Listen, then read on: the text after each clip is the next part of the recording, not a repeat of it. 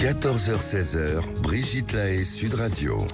Bonjour à tous, nous sommes ensemble durant ces 2 heures sur Sud Radio. On parle beaucoup ces derniers temps du polyamour. En quoi est-ce différent du libertinage? Parce qu'après tout, les libertins, les vrais en tout cas, sont des êtres qui sont capables d'aimer différentes personnes, ou en tout cas de faire l'amour avec différentes personnes.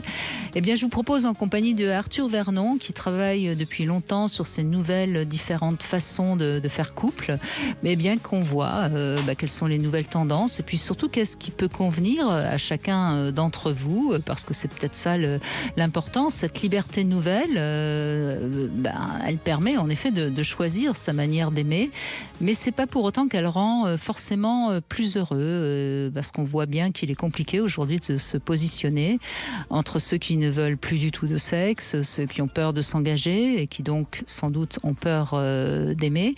Il y a finalement beaucoup de déceptions, ou en tout cas de manque d'amour. Peut-être que l'on parle trop de sexe aujourd'hui et peut-être pas assez de sexualité. J'aime bien faire la différence. On verra ce que nous en dit Arthur Vernon dans un instant. En tout cas, on va essayer de mieux comprendre tout ça et ce sera bien sûr grâce à vos témoignages. Donc n'hésitez pas à nous appeler et pour ça vous composez le 0826 300 300. Bonjour Arthur Vernon. Bonjour Brigitte. Alors je suis sûre que le sujet d'aujourd'hui vous passionne, vous plaît, vous adorez nous parler de la sexualité, de notre désir d'être infidèle, etc. Oui, et j'aime beaucoup déjà le concept d'avoir le choix que vous venez d'évoquer. Ce qui est vrai. On va dire qu'il y a... En tout cas dans notre société actuelle. Oui. Et exactement. Et c'est vrai que même dans d'autres sociétés, dans d'autres pays encore dans le monde, même dans beaucoup de pays, cette question ne se pose pas. Et on est un peu soumis au diktat de l'exclusivité sexuelle. On se dit on se met en couple et on aura des relations sexuelles et amoureuses toute la vie avec la même personne. En tout cas, c'est un peu le modèle qu'on nous a vendu pendant des années et des années. On peut dire des siècles, voire pendant des millénaires. Siècles. Oui, exactement.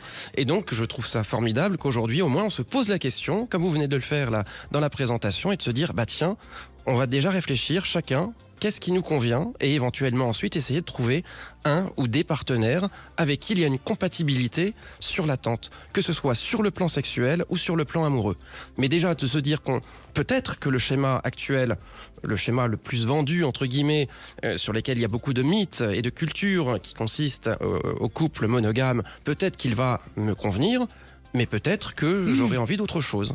Bon, en tout cas, le couple monogame aujourd'hui, c'est encore la norme. Oui. C'est-à-dire que la plus grande majorité des gens aujourd'hui vivent à deux avec le désir de fidélité. Ça reste encore la norme. Mais on voit des courants qui bougent, notamment le polyamour. Alors, quelle différence vous faites, vous, Arthur Vernon, entre le polyamour et le libertinage ? Alors la différence principale, c'est vraiment sur l'implication émotionnelle et sentimentale. Les libertins en numéro 1 sont des personnes qui n'ont pas d'exclusivité sexuelle. C'est-à-dire qu'on a la possibilité d'avoir des relations sexuelles en dehors du couple. Alors que les polyamoureux, eux, n'ont pas d'exclusivité sentimentale, sexuelle aussi d'ailleurs, mais sentimentale. C'est-à-dire qu'ils s'autorisent à aimer quelqu'un d'autre, ou plusieurs personnes. Et je dis plusieurs personnes parce que certains ne se considèrent pas comme étant en couple, ou alors certains, vous avez plusieurs types de polyamoureux, vont considérer une relation primaire, leur couple, et vont s'autoriser à aimer et désirer des personnes en dehors du couple.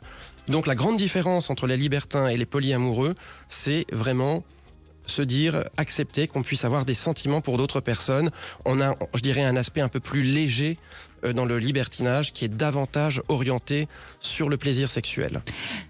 Cela étant dit, c'est ce qui se dit et je suis assez d'accord avec votre définition d'aujourd'hui, mais normalement, à l'époque, quand le libertinage a démarré, d'ailleurs il a démarré plutôt en Italie et non pas en France, contrairement à ce qu'on croit, il y avait une notion de liberté liberté qui n'était pas tout à fait celle qu'aujourd'hui on entend dans le mot.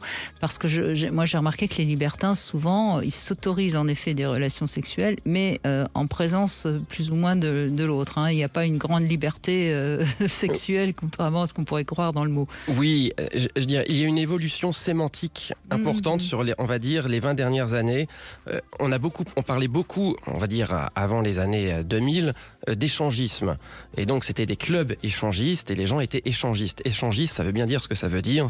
On était en couple et on allait échanger. Je te prête ma femme et exactement. Je prends ton épouse. Et voilà. Et on s'est quand même aperçu que ce mot échangiste en lui-même, qui était certes révélateur des pratiques, il était quand même pas très joli, puisqu'on était vraiment dans quelque chose du troc. C'était purement du troc de partenaires. Oui, vous avez raison, oui. Et donc on a eu ce mot libertin, qui est quand même beaucoup plus sympathique à l'oreille, beaucoup plus noble, voilà, et qui dans le vocabulaire a remplacé. Donc on n'a plus de clubs échangistes, on a maintenant des clubs libertins, et les individus ne se définissent plus du tout comme étant échangistes, mais comme étant libertins. Mais c'est un changement sémantique. On ne parle plus non plus de partouze, c'est un mot qui est complètement, démodé. Oui, c'est vrai. Rigolo, hein. Cela dit, il y a des mots qui reviennent, comme ça le mot orgie revient assez souvent maintenant, même dans la bouche des plus jeunes. Mais en tout cas, dans les pratiques, dans la réalité, dans ce qu'on appelle aujourd'hui le milieu libertin, il est quand même essentiellement constitué par des couples échangistes. C'est-à-dire, on a encore beaucoup cette mentalité échangiste et qui d'ailleurs, on ne va même pas la juger, on peut très bien la comprendre.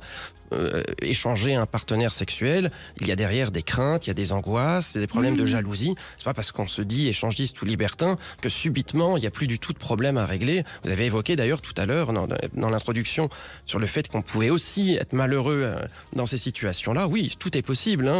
Ce n'est pas la panacée, ni le libertinage, ni le polyamour. Il faut trouver la bonne voie. Et c'est sûr que les problématiques de jalousie, elles doivent se gérer en couple, elles doivent s'écouter.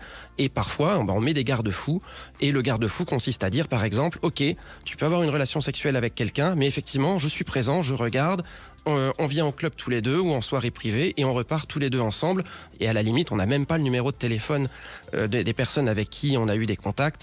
Et puis comme ça, on sait qu'il n'y aura pas d'après. C'est un moment. Oui, voilà. Bien sûr. Et ça arrive pas si souvent que ça, mais ça peut arriver en effet que dans un club, l'un des deux partenaires puisse tomber amoureux de quelqu'un d'autre. Ça arrive, mais ça arrive pas tant que ça. Contrairement à ce qu'on pourrait croire, c'est assez protégé, je trouve. Oui, effectivement, ça n'arrive pas tant que ça. Et quand ça arrive, c'est parce qu'il y a déjà, je dirais presque à l'évidence, un problème dans le couple. C'est très rare qu'un couple très épanoui, qui sont heureux ensemble, qui vont dans un club libertin, même s'il y a un coup de cœur, qui est surtout un coup de cœur physique, parce qu'on n'a pas le temps d'avoir des coups de cœur très amoureux avec une personne dans un club. Quand le couple est sain et tout se passe bien au début, généralement, ils vont ressortir, ça va très bien se passer. Mais lorsqu'il y a déjà des fêlures au sein du couple, et qu'on trouve un ou une partenaire particulièrement attrayante, oui, forcément, ça peut créer, mais c'est comme dans la vraie vie, en fait. Le libertinage n'est pas une bulle complètement fermée au reste de la vie. Donc, on va y retrouver les problèmes de la vraie vie, comme si on avait été dans n'importe quelle autre soirée non libertine. Alors, vous êtes avec Fleur Chéry, cofondateur de ce site, de ce lieu, Sweet Paradise, qui se trouve 12 rue Marie Stuart dans le 2e. Alors, vous appelez ça un bar à fantasmes parisien, mais en même temps, c'est aussi un endroit un peu libertin, non ? Oui, alors... En quoi il se diffère d'un club libertin ? Alors, un club libertin, les personnes y viennent vraiment pour se dire « je vais trouver des partenaires » pour justement avoir des relations sexuelles. Sweet Paradise, c'est un bar à fantasmes, certes, mais en numéro 1, c'est un lieu, une salle de spectacle érotique. Donc, quand on y vient, il y a certes un bar, mais il y a aussi une salle de spectacle. Et donc on va déjà voir des spectacles érotiques, essentiellement des comédiennes, des danseuses qui vont faire des numéros érotiques. Mais on peut aussi réaliser un certain nombre de fantasmes. Donc on a un menu des fantasmes et derrière on peut s'isoler en boudoir avec une sweetie, qu'on soit en solo ou qu'on soit en couple, pour réaliser un certain nombre de fantasmes, toujours dans les limites de la loi évidemment. Ce qu'on a voulu faire, c'est un lieu ouvert sur la sexualité et donc on a quelques créneaux notamment qui sont davantage réservé à un public libertin. On a des spectacles qui sont davantage réservés aux libertins. Donc si on a envie d'aller dans ce lieu où généralement je n'ai que des bons échos, tous les auditeurs qui ont été au Suite Paradise sont contents, on a intérêt peut-être à aller voir sur votre site les créneaux horaires Exactement. Pour savoir quel est le meilleur moment pour aller s'amuser. Oui, tout à fait. Sur le site suiteparadiseparis.com, il y a le plus d'informations sur tous nos différents types de spectacles, parce qu'on est ouvert de 15h à minuit. Alors, de 15h à 20h, c'est plutôt les hommes seuls qui viennent s'encanailler en réunion, et les couples libertins vont venir plutôt à partir de 20h30. D'accord. Et c'est tous les jours, du lundi au dimanche? Du mardi au samedi. Du mardi au samedi, d'accord. Vous vous reposez quand même un petit peu malgré tout. D'accord, donc ça c'est une chose. Et puis vous avez toujours bien sûr votre site mysuitefantasy.com où là vous essayez d'aider les gens à réaliser leurs fantasmes. Alors on entend aussi beaucoup ces derniers temps qu'on parle trop de sexe dans les médias, qu'il y a trop de pornographie, etc. Et moi, j'aime bien rappeler que, en effet, parler de sexe, c'est pas parler de sexualité, parce que sexe, c'est le sexe. La sexualité, c'est déjà quelque chose où on y met un peu plus de sentiments, un peu plus d'émotions. Vous êtes d'accord avec ça ou pas ? Oui, et puis je pense que dans sexualité, il y a une forme d'éducation au sexe. C'est-à-dire, on apprend un petit peu comment... Oui, le sexe, c'est le produit de consommation basique. Oui. Voilà, exactement. Je trouve quand même que dans la société aujourd'hui, avec certains réseaux sociaux, notamment sur Instagram, il y a un peu plus de communication autour de la sexualité. Il y a un certain nombre, alors davantage des jeunes femmes d'ailleurs, je ne sais pas trop pourquoi, mais davantage des jeunes femmes qui se sont senties investies de ce sujet et qui ont donc créé des comptes sur Instagram avec des centaines de milliers de vues et d'abonnés. Donc il y avait vraiment un besoin d'information par la jeunesse.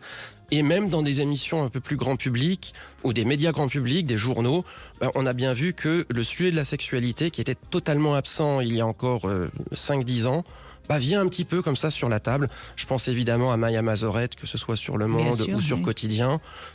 Il y a 10 ans, Maya Mazorette, elle avait déjà une vie, mais elle n'était pas présente sur des grands médias.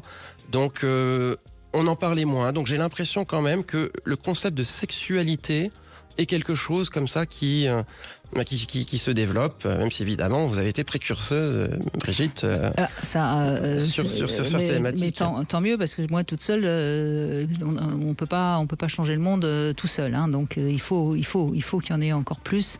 Mais c'est vrai que c'est important de bien comprendre que la sexualité et le sexe, c'est pas tout à fait la même chose, parce que la sexualité, il y a des choses à en dire. Le sexe, c'est vrai que le porno ne parle pratiquement que de sexe. Complètement. On est bien d'accord. Bien sûr, voilà. Et effectivement, aujourd'hui, la consommation de sexe en numéro 1 vient du porno, d'où la nécessité, vraiment la nécessité de parler de sexualité, exactement. Eh bien, c'est ce qu'on va faire, et on va parler d'amour aussi durant ces 2 heures avec Arthur Vernon et avec vous au 0826 300 300. À tout de suite. 14h-16h, Brigitte Lahaie, Sud Radio. Arthur Vernon est avec nous. Nous essayons de voir quel couple vous conviendrait. Un couple de polyamoureux, de libertins, de fidèles, d'asexués. N'hésitez pas en tout cas à nous en parler, parce que vos témoignages sont importants pour qu'on comprenne tous mieux les avantages et les inconvénients de chaque formule, parce qu'évidemment il n'y a pas de formule miracle. Tom est avec nous, Arthur, et on l'écoute. Bonjour Tom. Bonjour Brigitte, bonjour Arthur. Bonjour Tom. Alors effectivement, je suis libertin depuis à peu près maintenant 7 ans, et j'ai beaucoup aimé dans l'introduction le fait de parler, quand Arthur vous disiez, on parlait beaucoup d'échangisme à l'époque, et puis maintenant c'est plus, on parle de libertinage, et ça me fait toujours penser, si je ne me trompe pas, je crois sur la porte du Masque, Club Libertin à Paris, je crois que c'est marqué Club échangiste encore, et je pense que c'est un des derniers clubs où c'est peut-être marqué ça sur la porte. Et effectivement, il y a beaucoup de choses qui ont évolué depuis qu'on a commencé. Et le libertinage est un monde merveilleux. Il faut juste simplement savoir où est-ce qu'on met les pieds et connaître certains codes pour ne pas être surpris ou déçu dès les premiers instants. Et surtout, pour quelles raisons on veut pénétrer dans le libertinage. Pénétrer, le mot est bien choisi, Tom. Alors, ce serait quoi les bonnes raisons et les mauvaises raisons pour vous ? Alors pour moi, les bonnes raisons, ça serait, on est en couple, on s'amuse bien, la sexualité, tout va bien, il n'y a pas de souci. Et puis on voudrait varier un petit peu le plaisir. Et une envie tous les deux, ou un peu plus l'un que l'autre. Bon, généralement, je pense que c'est plutôt l'homme qui a envie de d'aller voir ailleurs sous le couvert de sa partenaire et donc de partager ce moment-là avec elle et de découvrir ce que c'est que le libertinage, que ce soit par des clubs, je pense dans un premier temps, c'est plus souvent comme ça que ça fonctionne, ou alors des soirées privées. Moi, je suis beaucoup plus soirée privée à ce niveau-là.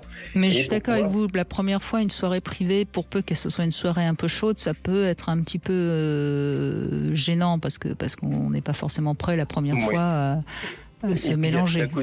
Toute la codification, comme on disait tout à l'heure, c'est vrai que moi, avec ma compagne, on est échangiste. On n'est pas du tout mélangiste, côte à côtiste, de plus deux. Et quand on cherche, tout le monde ne connaît pas forcément les termes, et même certains libertins ne connaissent pas le vrai sens du terme. Et ça peut poser problème. Et il vaut mieux, par exemple, si on est échangiste, donc c'est pénétration hors couple, vaut mieux aller à une soirée échangiste qu'aller dans une soirée mélangiste pour pas être frustré. Et des mélangistes, surtout, ne pas se retrouver dans une soirée qui est réservée uniquement aux échangistes. Sinon, effectivement, le moment qui va être vécu, il sera horrible. Et alors, quelle est la différence entre côte à côtiste et mélangiste ? Alors, en fin de compte, le côte à côtiste, je suis avec ma partenaire, avec ma compagne, on va faire l'amour à côté d'un autre couple. Il n'y a pas de pénétration hors couple, c'est limite, on ne se touche pas du tout. C'est je m'exhibe, entre guillemets, à côté d'un autre couple qui fait l'amour. Le mélangisme, ça va être, on peut se mélanger à quatre, se toucher, fellation, cunis et autres. Par contre, la pénétration, on la réserve qu'à sa propre partenaire. D'accord. Voilà. Et puis l'échangisme, on se fait plaisir. Et puis après, il y a aussi 2+2, voilà, où chacun peut vaquer dans des pièces différentes avec le partenaire de quelqu'un d'autre. Et là, effectivement, c'est comme tout à l'heure ce qui était évoqué, c'est vraiment la liberté, on va dire, dans le libertinage, de pas forcément être regardé par son partenaire. Et c'est surtout plus dans le fait de se dire que quand on est un couple et qu'on veut rencontrer que des couples, c'est pas toujours évident de matcher à 4. Donc tant qu'à faire, on est là, on discute, et puis après, si j'ai envie de m'amuser avec une autre personne, une autre femme, ou alors avec un couple ou ma partenaire pareil, on est chacun libre d'y aller, et voilà. Et puis ça nous convient comme ça. Donc voilà, il faut connaître un petit peu tous ces termes, ces terminologies, pour savoir ce qu'on veut vraiment, et surtout quand on y va dans le libertinage, c'est pour découvrir des choses et pas faire ce qu'on reproduit à la maison, surtout pas, sinon je vois pas l'intérêt dans le libertinage. C'est découvrir peut-être des nouveaux plaisirs, partager des choses ensemble. Et puis le libertinage a ce bienfait de permettre, je dirais principalement aux femmes, de s'accepter davantage. Oui, ça c'est vrai, j'ai toujours constaté que dans le libertinage, il n'y a pas de critères de beauté ou de sensualité particuliers vis-à-vis du physique de la femme, c'est vrai. Bon, la femme est toujours reine dans le milieu du libertinage, ce qui des fois a tendance à m'énerver. Mais bon, pourquoi ? C'est-à-dire que la femme est reine, donc il faut aller vers la femme, il faut séduire la femme, faire tout ça, et la femme ne fait pas. La femme, c'est pas elle qui va faire un pas, elle va faire un pas vers vous, elle allait vous draguer et tout ça, et finalement il y en a toujours pour la femme. C'est les codes de l'ancien temps. Voilà, mais sauf que maintenant, quand on est en 2023, bientôt 2024, les femmes, elles sont reines. Effectivement, un nom doit être un nom quoi qu'il arrive, libertinage ou pas de libertinage. Mais à un moment donné, c'est limite, il faut être insistant, gentiment, voilà. Et c'est déstabilisant pour un homme qui aime séduire. Moi, je sais que j'aime séduire, et par exemple, quand je peux poser ma main dans le dos d'une femme pour discuter, si je vois que la personne discute avec moi mais qu'il n'y a pas de réaction, qu'elle pose pas une main dans mon dos par exemple comme ça, je vais me dire il n'y a pas de lien, c'est pas souci, on va discuter comme ça, voilà, il n'y aura rien de particulier. Et c'est toujours ça un petit peu, c'est les femmes attendent beaucoup, comme les femmes seules. Des fois on dit que c'est un peu l'arlésienne, ou alors que la femme seule n'existe pas dans le libertinage, parce que elles sont là, mais elles ont tellement de critères et autres que c'est compliqué. Et donc pour revenir sur mon idée de tout à l'heure, c'est vraiment quand on va dans le libertinage, c'est pour connaître des choses différentes.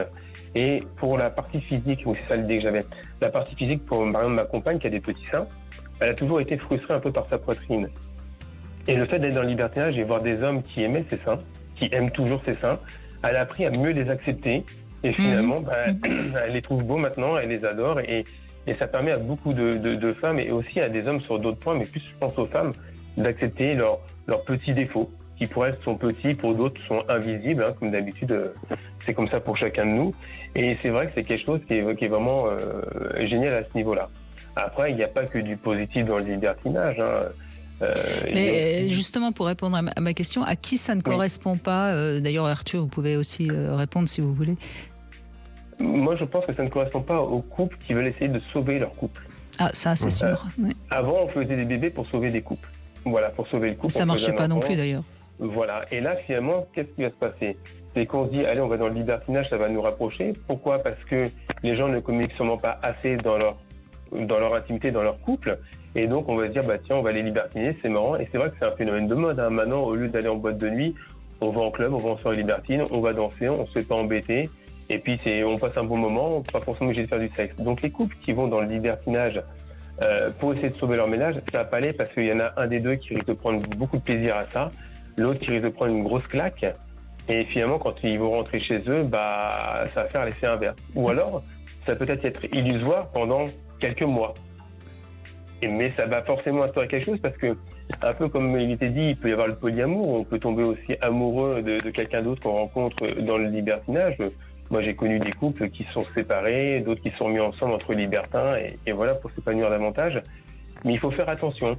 Moi, l'image que j'ai toujours eue du libertinage avant de commencer, j'imaginais toujours, c'était soit un petit message qui était donné, c'était la porte, on tapait à l'entrée de la porte, et puis on regardait, le vigile regardait, il y avait un code secret, voilà, c'était discret. Maintenant, c'est affiché en 4x7 sur les bus, partout, pour libertiner, pour aller s'amuser à droite à gauche. Peut-être pas, oui.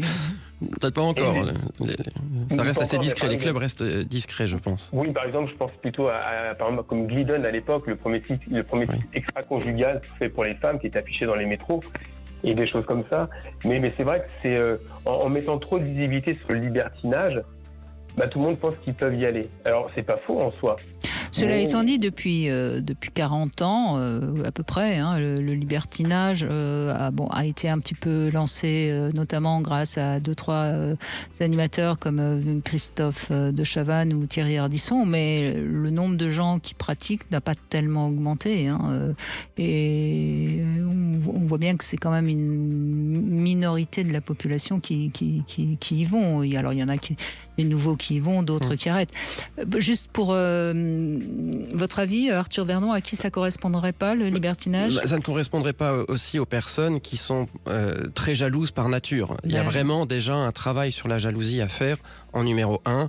Les couples dans lesquels il y a des problèmes de communication ensuite, il faut déjà régler ces problèmes-là avant de se dire, tiens, éventuellement, on va faire quelque chose de plus ensemble à deux. Très bien. Merci Tom en tout cas de cet éclairage. Avant de faire la petite pause, je vous propose de jouer avec nous pour peut-être gagner un cadeau au pied de ce grand sapin de Noël Sud Radio. Vous pourrez peut-être gagner votre casque Bluetooth offert par Sud Radio et la Confédération des buralistes. Il y a également un coffret d'objets design et connectés de la marque française Lexon à gagner. Nombreux chocolats de toute façon, vous le savez. Alors appelez vite le 0826 300 300 et c'est le 10e appel qui gagnera aujourd'hui. Donc bonne chance à tous. On fait une petite pause et nous retrouvons votre complice Flore Chéri pour notre Sexy News. Et bonne nouvelle, les petits zizi reprennent du pouvoir. 14h-16h, Brigitte Lahaie, Sud Radio. Brigitte Lahaie, Sud Radio, c'est l'instant Sexy News. Eh bien, Arthur Vernon, nous retrouvons Flore Chéri. Bonjour Flore. Bonjour Brigitte, bonjour Arthur. Et bonjour, vous n'êtes pas actuellement tous les deux au Sud Paradise, pourtant il est passé 15 heures. Hein. Vous faites l'école buissonnière, me semble-t-il. On a des très bonnes sweeties et managers. Des managers qui gèrent, oui. Formidable. Bon, en tout cas, ça c'est une bonne nouvelle pour beaucoup d'hommes. Vous allez nous parler des petits zizi qui prennent leur revanche. Eh bien oui, parce qu'il est question de libertinage aujourd'hui sur votre plateau et une des caractéristiques les plus importantes pour les libertins, c'est la taille du membre. Si vous allez sur un site de rencontre libertin, un des premiers arguments des hommes seuls sera de se qualifier de TBM ou de TTBM. Vous savez ce que ça veut dire, Brigitte? Bien sûr. Oui. Mais l'autre jour, il y avait quelqu'un qui le disait, un auditeur qui disait ça, et mon invité ne savait absolument pas ce que ça voulait dire. Très bien. Alors pour ceux qui, comme l'invité, ne savaient pas ce que c'était, c'est très bien membré ou très très bien membré. Exactement. Sans cette qualification, difficile pour des hommes seuls de rencontrer des couples, encore plus des femmes seules. La taille de la bite est-elle une question sans importance, ni dans le monde libertin, donc ni dans la vraie vie? Et c'est en ça que le livre d'Octavie Delvaux éloge des petites bites. Donc c'est une femme, c'est important de le signaler. Autrice qui a écrit et rédigé cet essai. Il est très intéressant parce que plus que de se concentrer concentré sur un énième angle mathématique qui explique qu'à partir de 4 cm et demi depuis l'oreille du vagin, avec un angle de 35 degrés, on peut atteindre la zone G de la femme, et donc de conclure que comme un doigt peut faire jouir toutes les femmes, la taille, ça ne compterait pas. Octavie, au contraire, démontre que la taille, ça compte et que ça ne se mesure pas à l'orgasme d'une femme. Ça compte dans les vestiaires, quand les hommes se changent et se comparent entre eux, dans les pissotières, des soirées en boîte de nuit ou au bureau. Ça compte au moment où ils se déshabillent devant une inconnue et que leur partenaire va les juger sur le sexe au repos avant même qu'ils ne bandent. Ça compte aussi sur les applications de rencontres pour savoir si on colle bien à un fantasme. Pour parler de la taille de la bite, il faut donc arrêter de se concentrer sur les centimètres et oser évoquer sa dimension symbolique. Et c'est ce qu'étudie Octavie Delvaux, le rapport entre la grosse bite et la virilité et tous les fantasmes que les porteurs de petites bites développent pour compenser psychiquement. Par exemple, elle enquête sur ceux qui pratiquent le SPH, le Small Penis Humiliation, où la taille du pénis et l'incapacité à faire jouir va être au centre de l'attention d'une femme très dominante qui va se servir de l'humiliation pour exciter l'homme. Certains vont aussi trouver un réconfort ou une excitation du côté de la femélisation, c'est-à-dire explorer leur plaisir anal comme s'il s'agissait d'un vagin et considérer leur petit pénis comme s'il s'agissait d'un clitoris. Octavie Delvaux rappelle à la fin qu'une petite bite reste un avantage, je cite, « À l'instar d'une Twingo ou d'une Smart, la petite bite est une parfaite citadine, elle se faufile partout, ne se voit pas à travers les vêtements et permet de faire du vélo ou de l'équitation sans encombre. » Elle rappelle aussi surtout que les porteurs de petites bites font souvent d'excellents amants très attentifs au plaisir de leur partenaire. Alors, sous-côté la petite bite, eh bien, pourquoi pas ? En tout cas, ce qui est certain, pour en avoir rencontré des petites, des grosses et des moyennes, j'ai trouvé souvent que les hommes qui avaient en effet des membres pas très imposants sont souvent de bons amants parce qu'ils composent évidemment autrement et souvent pas tellement complexés. C'est ça que j'ai toujours, enfin c'est ça que j'ai envie de dire dans les hommes que j'ai côtoyés à plus ou moins long terme, enfin plus ou moins longtemps. C'est pas des hommes. J'ai pas trouvé que les hommes avec des sexes pas très bien membrés sont spécialement complexés. Alors peut-être la sexualité tourne pas autour de leur pénis et à partir du moment où c'est pas ce qu'on appellerait phallocentré, même si ce mot est très chargé, mais comme ça tourne pas autour du pénis, et on va venir explorer une sensualité beaucoup plus large, donc stimuler la femme avec d'autres façons et ne pas faire du sexe l'affaire épineuse de la sexualité. Alors que parallèlement, j'ai rencontré quelques hommes avec justement des très très bien membrés. Et qui étaient quand même souvent très très fiers et très. C'est ça, tout tourne autour de leur pénis et c'est pas le plus intéressant. Enfin, c'est intéressant. Ça dépend des femmes, mais c'est pas non plus. S'il suffisait d'avoir un gros pénis pour bien faire l'amour, ça se saurait. Moi, je pense qu'on est dans un discours médiatique depuis déjà au moins une vingtaine d'années aussi, où on dit la taille du sexe n'est pas importante. Donc, il y a quand même ce message très mainstream qui est la taille du sexe n'est pas importante chez les hommes. On a évoqué, parce que c'est aussi le sujet de l'émission, je dirais un contre-exemple qui est vraiment le milieu du libertinage, qui est d'ailleurs, à ma connaissance, le seul milieu où, effectivement, comme Flore le disait, dans des applications, dans des sites de rencontres libertins, on met en avant cet argument et où, d'ailleurs, certaines femmes elles-mêmes exigent une certaine taille du pénis de leur partenaire potentiel. Mais à part ça, le discours quand même global est de dire ce n'est pas si important que ça. Donc je ne suis pas trop surpris que certains hommes ne le prennent pas mal parce que tous ne sont pas libertins non plus. Alors je dirais que c'est pas forcément totalement anodin, il faut faire attention aussi au discours, mais en revanche il faut trouver chaussure à son pied, quoi. C'est-à-dire que encore une fois, il y a des femmes qui vont chercher, qui ont besoin d'un membre important pour prendre leur pied, d'autres qui au contraire sont particulièrement serrés et qui ne peuvent pas faire l'amour avec un homme qui a une grosse bite, pour utiliser les mots. Donc je crois que c'est important c'est pas, ça n'a aucune importance et c'est pas l'essentiel. Voilà, et je ferai le distinguo avec le milieu libertin, où on est dans un monde de fantasmes, on va explorer le fantasme et donc la taille du sexe reste un fantasme. Mais cette même femme qui dans un moment souhaite un gros sexe, dans sa vie privée, dans sa vie affective, va tout à fait se contenter d'un sexe plus mesuré parce qu'elle va trouver autre chose dans sa sexualité de tous les jours avec son compagnon. Il faut faire quand même attention au monde libertin qui est un monde de fantasmes et donc un monde de stéréotypes aussi. Oui. Mais en tout cas, c'est une étude qui peut être intéressante. Donc c'est. Et puis c'est bien écrit, c'est un discours qui est assez frais, qui rappelle que justement pour certains hommes, même ceux qui ont des petites bites, la taille du pénis ça compte, ça va alimenter leur fantasme à eux, ça va alimenter aussi le rapport qu'ils ont aux autres hommes. Donc c'est assez bien de parler de ce sujet qui est assez tabou et dont les mecs parlent pas forcément entre eux. Et là c'était bien de mettre un peu les pieds sur la table, je trouve. Ouais. C'est vrai que Flore a évoqué Small Penis Humiliation. C'est quelque chose qu'on retrouve parfois à Sweet Paradise, c'est-à-dire ce sont effectivement des hommes qui viennent et qui vont en boudoir avec une sweetie pour se faire, entre guillemets, un peu pas insulter ou humilier sur la taille de leur pénis. Donc qui ont développé malgré tout un imaginaire érotique sur le sujet. Un petit pénis ou pas forcément? Je sais pas. Alors on pose les questions et en fait pas forcément. C'est ça, hein, donc c'est encore une fois dans la tête. C'est correct, oui. Oui, après ça vient de l'imaginaire érotique. C'est pour ça que c'est plus la dimension symbolique du pénis plus que le nombre de centimètres effectifs devant soi. Et rappelons pour les hommes qui ont le complexe du vestiaire qu'un sexe au repos, ça ne présage rien de la taille en érection. Il y a parfois des grandes différences entre le repos et l'érection et parfois pas beaucoup. C'est ça, je ne sais pas pourquoi, mais c'est un fait. Merci en tout cas, merci Flore Chéri. Avec plaisir. Et on continue avec Victoria qui va répondre à 3 questions intimes. Bonjour Victoria. Bonjour Brigitte et bonjour Arthur. Bonjour Victoria. Alors après, vous pourrez poser une question à Arthur Vernon. Première question évidemment, est-ce que c'est important pour vous la taille? Oui. Oui, et donc c'est important que ça soit un plutôt... Que ce soit quand même, pour moi c'est une marque de virilité. Et vous avez besoin qu'il y en ait un petit peu sous le capot. Oui. Hein, oui, exactement. si on peut dire. Exactement. D'accord, très bien. Deuxième question, à quelle heure du jour ou de la nuit vous préférez faire l'amour? Retour de soirée, donc peu importe l'heure, mais... D'accord, quand vous rentrez, voilà. tel Cendrillon, vous êtes prête à enfiler, si je puis dire, autre chose que la chaussure. Et dernière question, est-ce que vous avez déjà fait un trio, et si oui, avec 2 hommes ou avec une femme et un homme?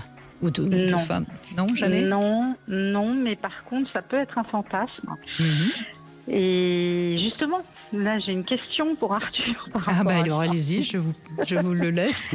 Non, je me demande toujours si, est-ce que vous pensez, Arthur, que d'assouvir ces fantasmes, ça rend heureux déjà d'une part, et est-ce que, comme le fantasme, pour moi, en fait, c'est une représentation un peu imaginaire de mes désirs non assumés, si j'ose dire.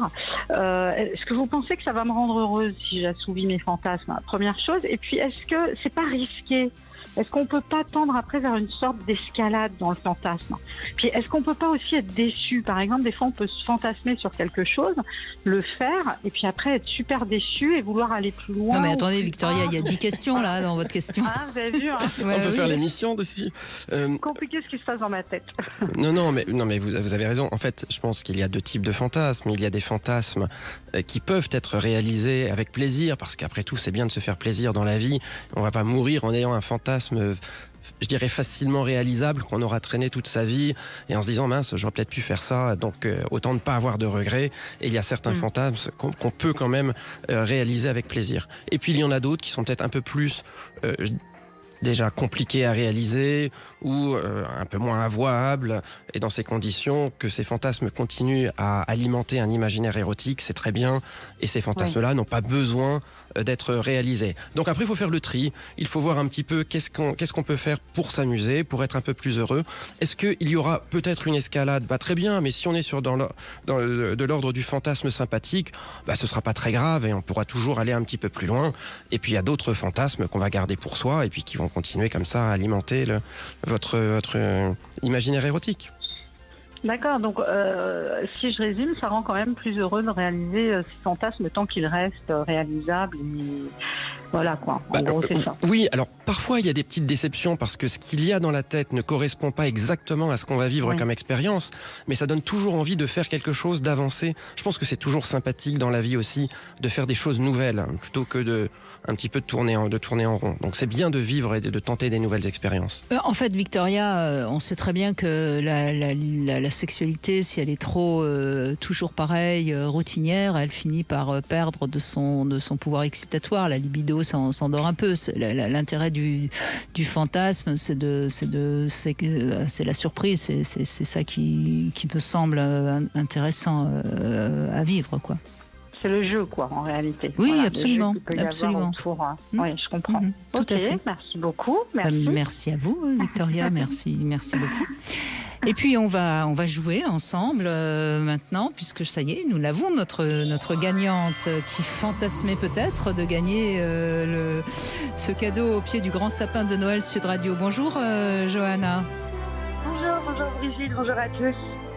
Alors, on va tout de suite savoir ce que vous avez gagné. Waouh, vous avez gagné un week-end pour 2 personnes dans des lieux d'exception en France avec Vacances Bleues. Alors vous allez voir, c'est des adresses franchement mythiques, des destinations tout à fait exceptionnelles parmi ces 24 destinations en France. Alors vous avez Biarritz, Megève, Saint-Jean-Cap-Ferrat, Paris, bien sûr. Et enfin bref, des lieux tout à fait exceptionnels pour des vacances exceptionnelles et qui vous laisseront des souvenirs exceptionnels. Ce sera vous qui choisirez. Merci beaucoup. Vous pourrez choisir... Tiens, regardez, par exemple, il y a un château médiéval. C'est quand même un sacré fantasme, ça, non ? Ouais, c'est génial. Je suis très contente, vraiment, merci beaucoup. Il y a une résidence art déco, il y a un ancien palace Belle Époque. Enfin bref, vous aurez largement le choix, Johanna. Super, merci. Bon, en tout cas, félicitations. On continue ce grand sapin de Noël dans toutes les émissions et jusqu'au 25 décembre. Donc restez avec nous sur Sud Radio. Et puis restez avec nous, mais on va faire peut-être quand même une toute petite pause et puis on va continuer évidemment à évoquer les différentes manières de faire couple, c'est comme ça qu'on dit aujourd'hui. Relationner.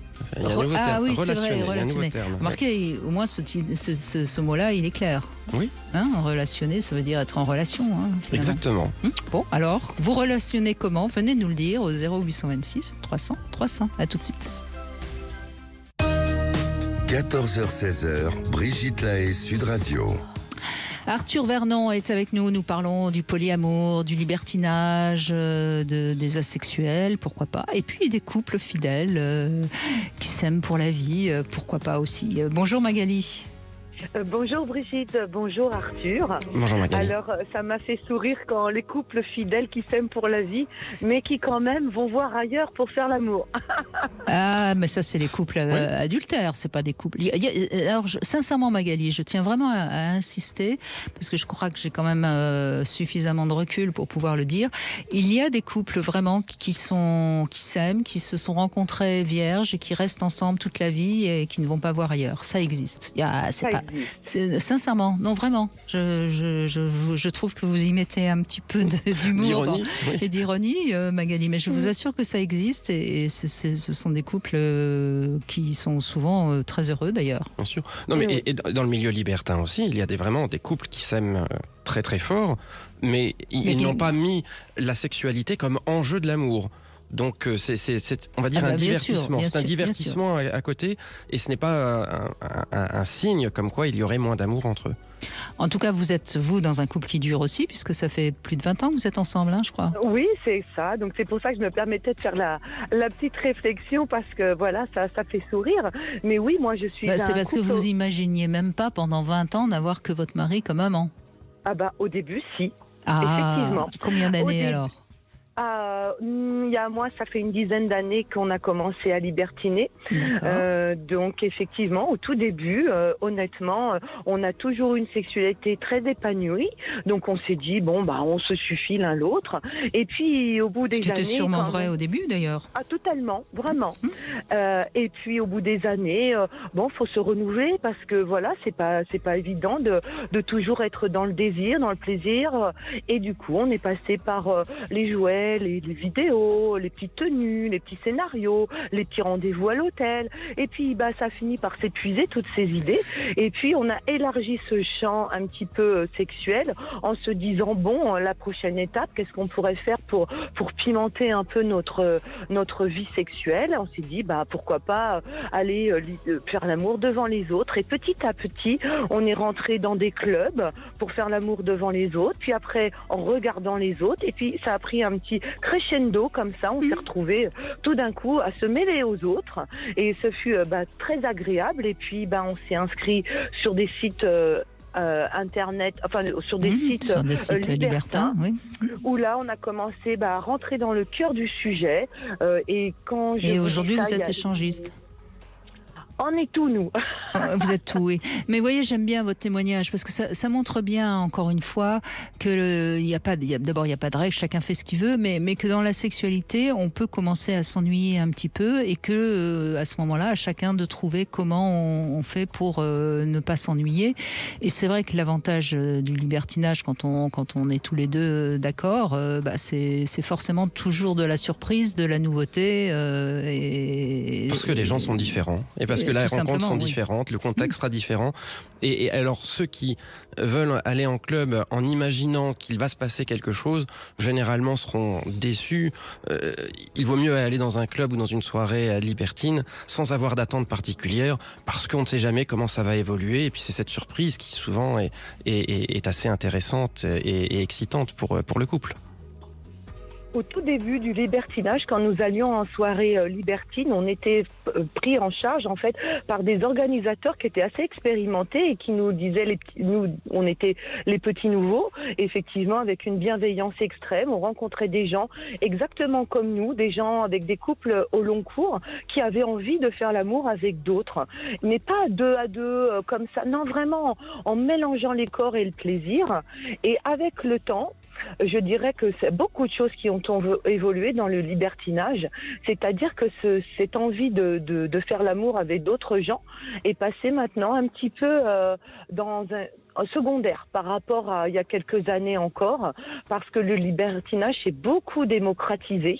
On y va énormément pour découvrir quelque chose sans vraiment avoir d'objectif, comme vous le disiez Arthur, ce qui fait qu'en fait ça édulcore quand même ces soirées, parce que nous on a pu constater que beaucoup de personnes en fait avaient osé franchir le pas parce que de rentrer dans ce monde de libertinage parce qu'en finalement ça n'allait plus dans leur couple, qui finalement rencontraient des gens avec qui sexuellement c'était l'extase et du coup ont osé quitter leur ancienne compagne pour vivre une nouvelle expérience avec une nouvelle personne qui sexuellement était compatible parfaitement avec elle. Et effectivement vous vous retrouvez dans un milieu de libertins avec des jeunes couples, pourtant qui ont nos âges, et en fait qui ont un petit peu biaisé en fait la réalité de ce libertinage que moi j'aime tant, c'est-à-dire faire l'amour, la séduction ensemble et pas juste un couple qui séduit parce que sexuellement il s'est accordé et que tout d'un coup ce couple sexuellement accordé va chercher une émulsion différente encore de celle du mélange des corps. Je ne sais pas si je suis claire dans ce que j'essaye d'expliquer, mais c'est vraiment de se dire, voilà, ça a changé. Maintenant, on trouve des couples qui se servent des autres pour s'exciter, oui. Mais pourquoi pas? C'est très dérangeant. Oui, mais c'est ce que reproche d'ailleurs celui qui écrit le guide de la France libertine. C'est l'inconvénient de la démocratie. C'est pareil, il y a des beaux sites où il y a trop de gens qui y vont et qui dénaturent les sites. Qu'est-ce que je vous dis? C'est... Oui, je dirais chacun, effectivement, va avoir ses raisons de rentrer, de pousser la porte d'un club libertin. Et je pense qu'on a justement les pratiques les plus variées dans les clubs libertins parce que c'est souvent le premier pas. Vous-même, c'est ce que vous avez indiqué. Et souvent, le premier pas, les couples, ils vont d'abord en numéro 1 en tant que voyeurs. Généralement, ils vont voir un petit peu comment ça se passe. C'est normal. En numéro 2, peut-être en tant qu'exhibitionniste. Et puis ensuite, vous l'avez très bien raconté, petit à petit, ils vont davantage participer.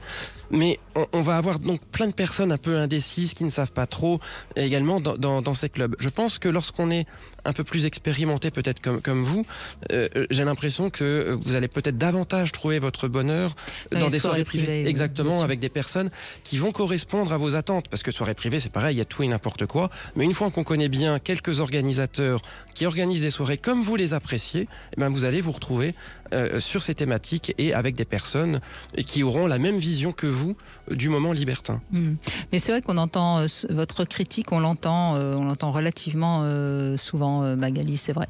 Mais bon. C'est plutôt qu'une critique, c'est vrai, je dirais que c'était un petit constat. Pour moi, avant, le libertinage, c'était comme du sirop. Vous voyez, quelque chose de doux, sucré.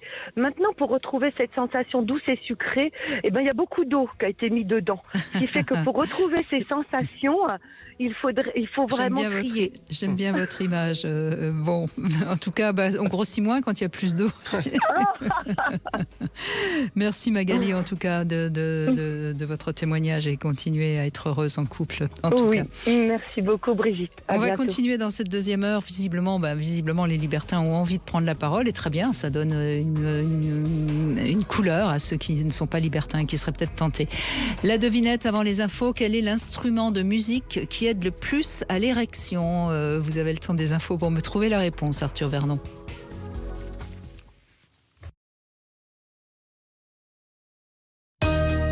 14h-16h, Brigitte Lahaie, Sud Radio. Arthur Vernon est avec nous. Nous évoquons l'évolution des mœurs, parce que c'est des mœurs dont on parle finalement aujourd'hui. La manière de se relationner, c'est ça, c'est bien ça. Relationner. Relationner.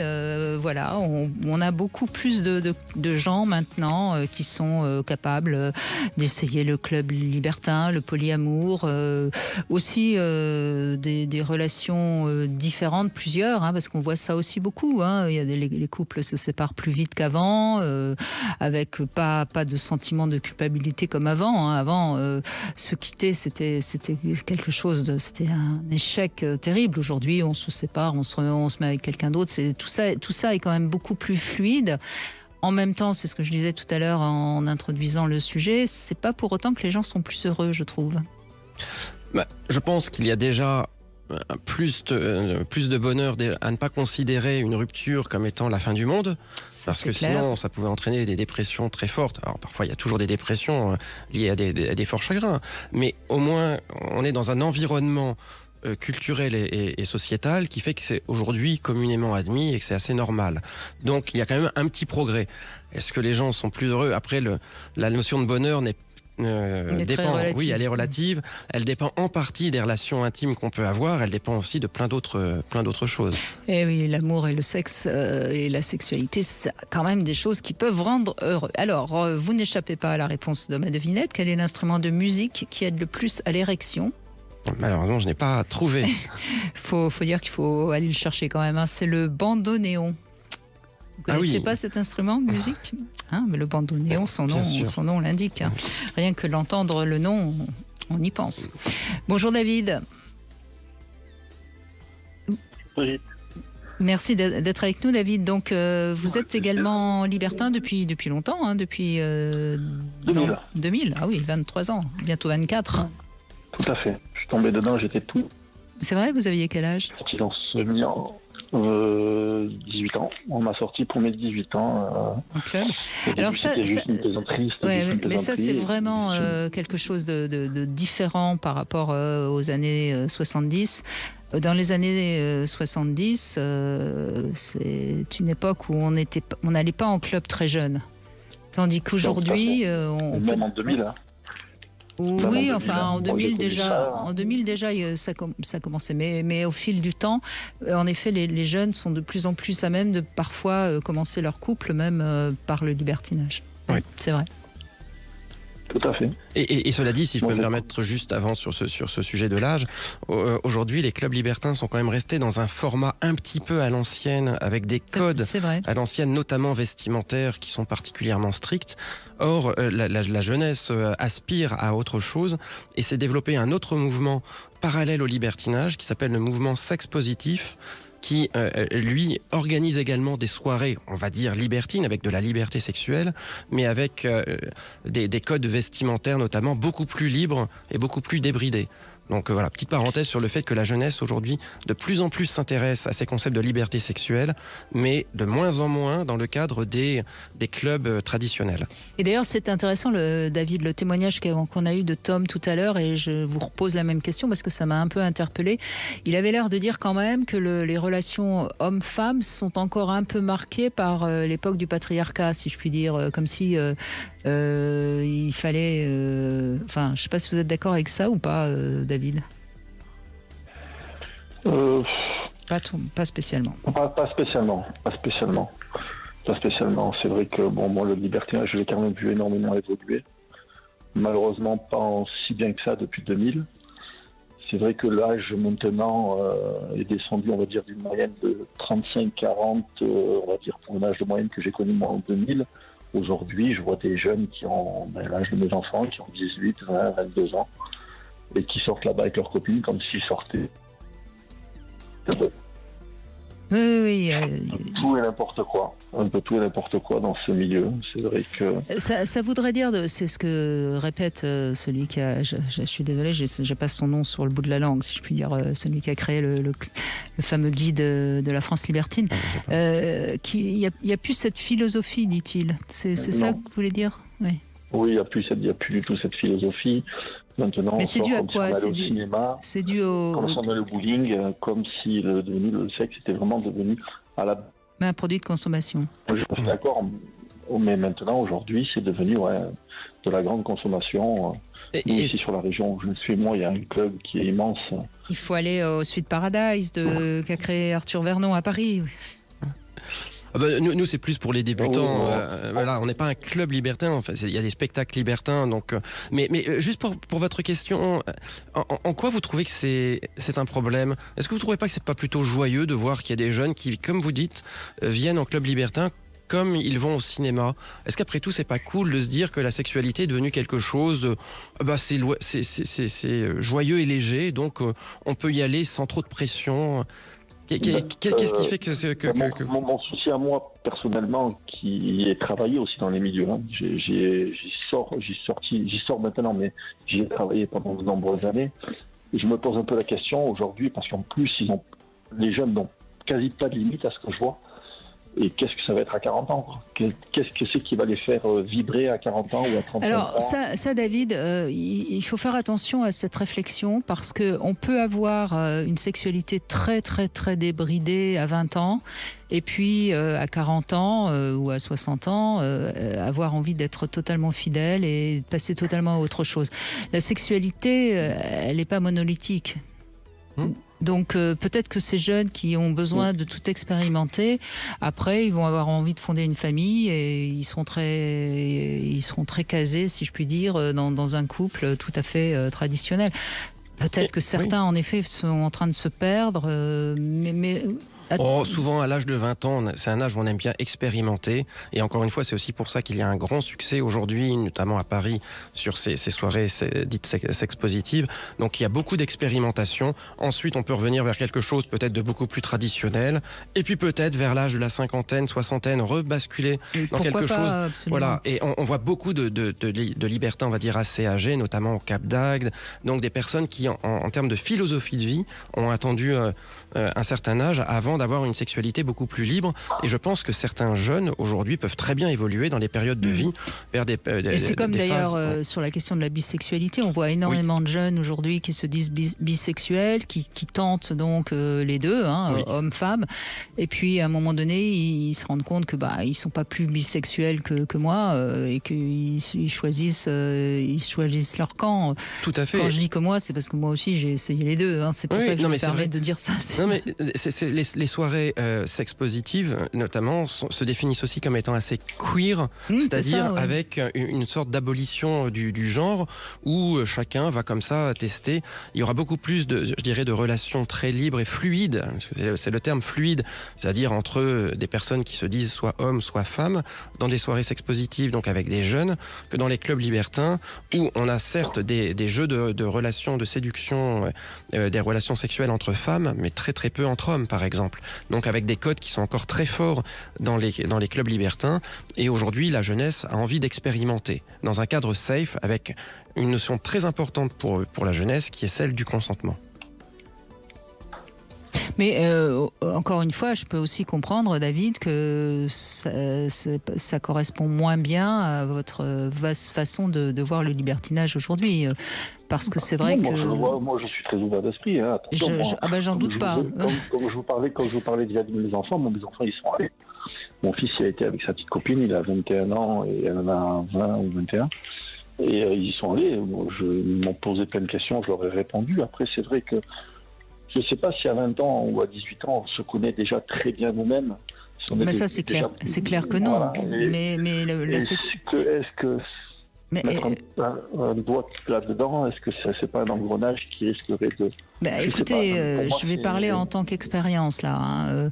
Moi qui ai connu le sexe à outrance très jeune, ça permet de se découvrir aussi, hein, parce que la sexualité, elle est très...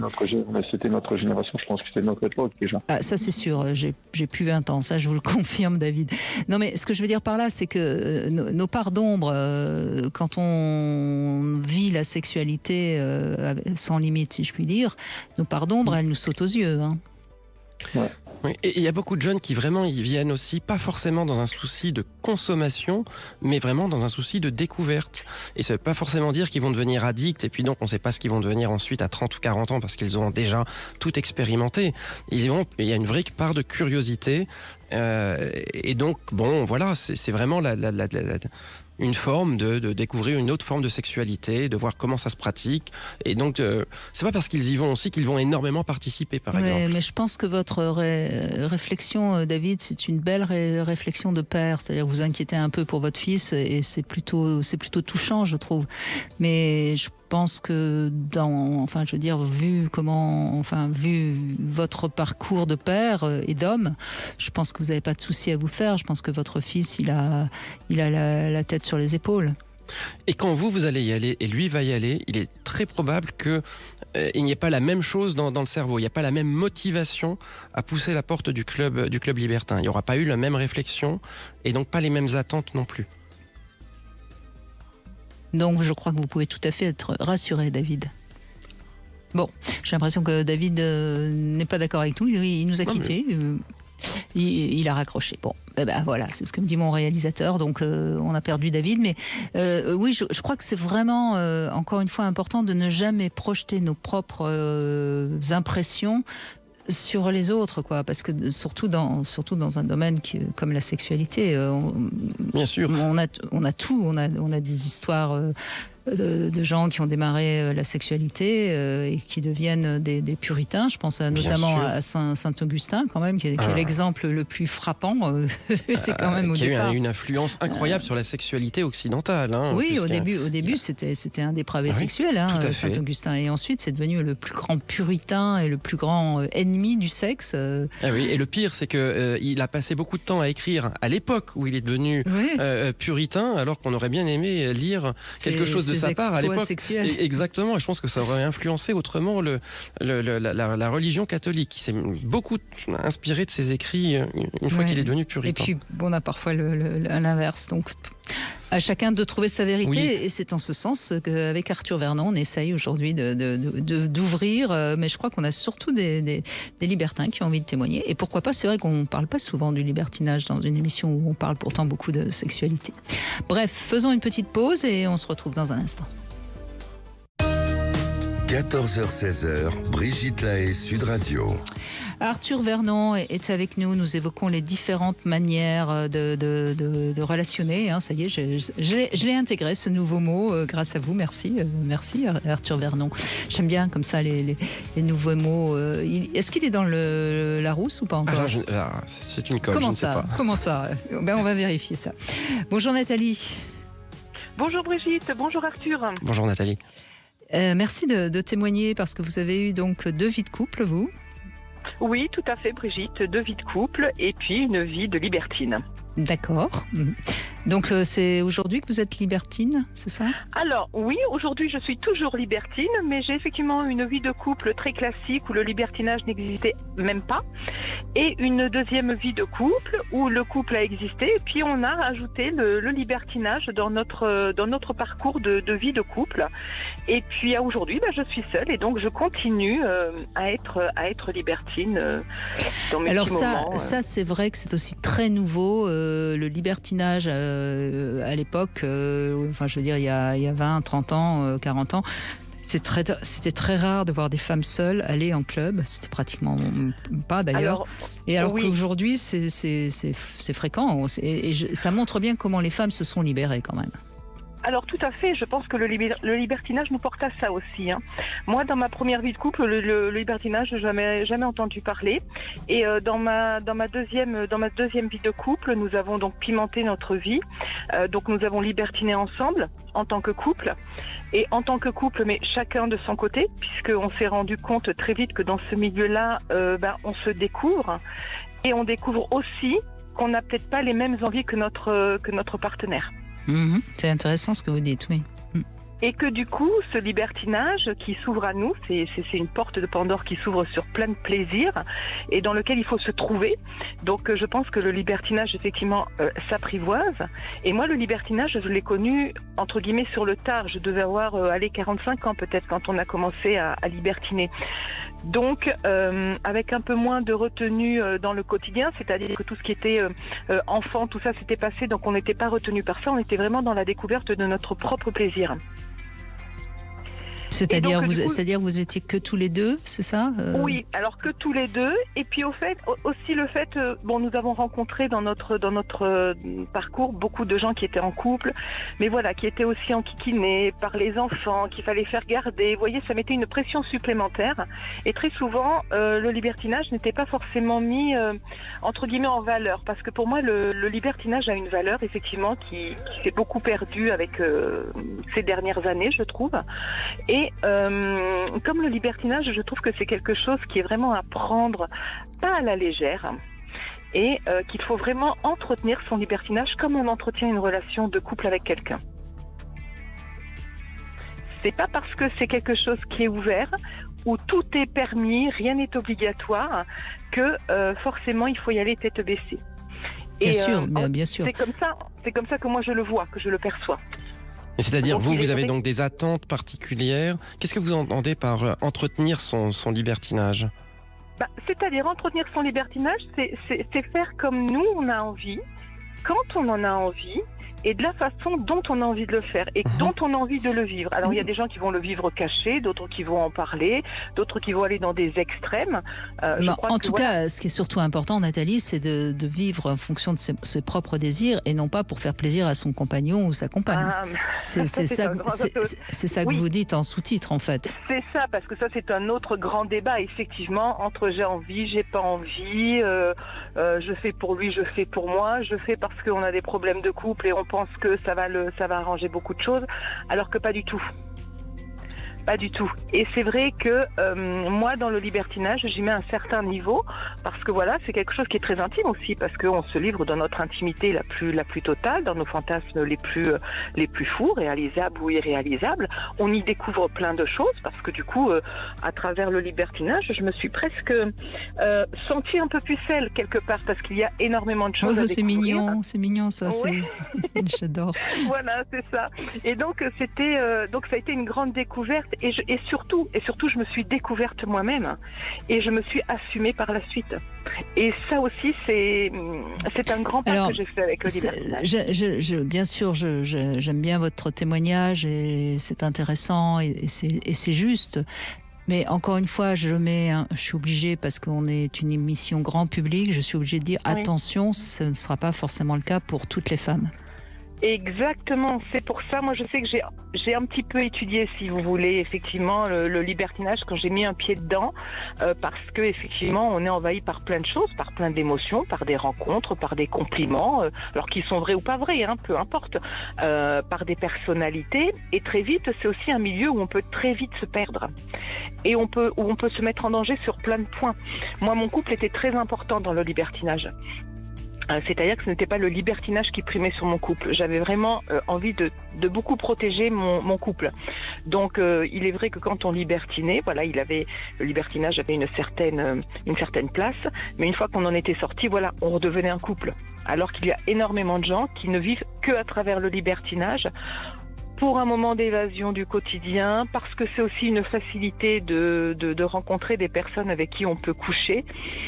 Des personnes avec qui on peut aussi échanger, ça peut aussi apporter du bien, mais voilà, le libertinage a aussi ce côté sexuel qui est très prisé, je trouve, de nos jours par beaucoup d'hommes, uniquement parce qu'ils ne sont pas forcément libertins, c'est juste pour assouvir un besoin, on va dire. C'est-à-dire, oui, ça peut être pratique pour baiser beaucoup de femmes, c'est plus facile que de perdre son temps à les draguer, vous avez raison, Nathalie. Après beaucoup, je ne sais pas s'ils en baisent beaucoup. Oui, mais je comprends bien. Mais voilà, après, mais en fait, j'ai l'impression que le témoignage de Nathalie finalement revient un peu à ce que nous a dit David au début de son témoignage, quoi. C'est-à-dire que oui, mais restons épicuriens, quoi. Le libertinage, c'est pas la foire au sexe, quoi. Oui, après, mais complètement. Et je pense que les auditeurs peuvent se dire également que dans le libertinage, on y met ce qu'on a envie d'y mettre. Chacun a ses propres attentes, ses propres souhaits, et on voit donc qu'on a la possibilité de vivre le libertinage de façon très différente. Je dirais que c'est l'ouverture du champ des possibles. Oui, c'est là où votre témoignage, Nathalie, et je vous en remercie, il est intéressant parce ça montre bien encore une fois que c'est pas anodin dès qu'on touche à la sexualité. C'est quand même quelque chose qui peut nous mettre en danger, nous bousculer, et donc il faut un petit peu quand même y réfléchir avant de se jeter, si je puis dire, dans le grand bain. Y réfléchir et y aller pas à pas. Exactement. Merci beaucoup, Nathalie, de votre témoignage. Merci beaucoup, c'était très très bien exprimé, je trouve, et voilà. On va faire une petite pause et je vous propose autre chose pour vous libérer dans votre sexualité. Je vous propose des jeux ludiques en Love Conseil. Ensuite, on va parler d'une femme moderne à son époque. On va parler de Marie Bonaparte à l'occasion de la sortie de ce livre. Et puis, vous pouvez vous aussi nous joindre au 0826 300 300. À tout de suite. 14h-16h, Brigitte Lahaie, Sud Radio. Arthur Vernon est avec nous et vous allez être d'accord. Là, je vous propose un jeu ludique en Love Conseil parce que il faut de temps en temps agrémenter nos nuits d'un peu de fantaisie sexuelle. Vous êtes bien d'accord ? Bien sûr. Et alors là, c'est très simple. Le Love Conseil que je vous propose, vous adaptez n'importe quel jeu à vos ébats amoureux. Alors, il suffit pour ça d'un peu d'humour ou d'imagination. Alors, quand je dis n'importe quel jeu, je veux dire les jeux de société. Vous voyez, par exemple, vous pouvez faire du strip poker, du Colin Maillard. C'est des jeux qui sont souvent pratiqués par les adolescents, mais pourquoi pas entre adultes, dans une soirée entre amis. Et là, on peut faire fonctionner son imaginaire. Bon, des amis qui se connaissent et qui s'entendent bien. Ils ont déjà une petite ouverture d'esprit aussi. On va le dire, voilà. Et c'est vrai que ça peut alimenter la fantasmatique de l'un, ça peut exciter la jalousie de l'autre. Bref, on sait que la jalousie, c'est à petite dose, c'est un moteur de la libido. Et puis, vous pouvez aussi jouer avec un dé. Par exemple, vous mettez un dé dans votre table de nuit et puis ça permet de programmer une soirée coquine. La règle est simple. Dans un premier temps, chacun des partenaires lance le dé. Celui qui obtient le plus grand chiffre, c'est lui qui va décider de la position ou de ce qu'on va faire ce soir. Voilà, pourquoi pas. Ou bien vous pouvez fabriquer un dé avec 6 possibilités et puis vous lancez le dé. Enfin bon, bref, avec 6 positions préférées, 6 lieux, enfin, etc., etc. Et puis on peut adapter pratiquement tous les jeux de société. Ce qui est juste important, c'est évidemment de laisser quand même à la partenaire ou au partenaire le choix de dire non, ou d'avoir un joker, parce qu'il n'est pas question non plus de se servir d'un jeu pour imposer quelque chose. Voilà. Il y a aussi, pourquoi pas, des cartes. Vous créez des cartes et puis un soir, vous tirez une carte. Enfin voilà. Moi, je crois qu'on ne joue pas assez dans son couple. Et on sait que les couples qui s'amusent, sans parler même de jeux sexuels, sont généralement des couples qui ne s'ennuient pas et qui ont une meilleure libido. Vous êtes d'accord avec ça ? Tout à fait. Le jeu, de façon générale, est très agréable pour créer du lien, notamment au sein du couple, et encore plus si on y rajoute une touche érotique. Voilà, donc un peu d'imagination, un peu de fantaisie, un peu d'humour, et puis et le tour est joué. Voilà la proposition pour que votre année 2024 garde une belle libido. Alors, Arthur Vernon, vous connaissez Marie Bonaparte ? Très mal. très mal. Eh ben, moi aussi, je la connaissais très très mal. Et grâce à Valérie Troisier qui nous a rejoints, je la connais beaucoup mieux. Et je l'aime beaucoup, cette femme. Alors, Valérie Troisier, vous êtes à la fois journaliste, productrice, mais aussi un peu de famille, si je puis dire, pas avec Marie Bonaparte. En tout cas, vous êtes là. Je ne sais plus si c'est la petite fille ou. Je suis la petite fille de Jean Troisier, qui a été la plus belle histoire d'amour de Marie Bonaparte. Voilà, et je suppose que c'est ça qui vous a donné envie de vous pencher sur Marie Bonaparte.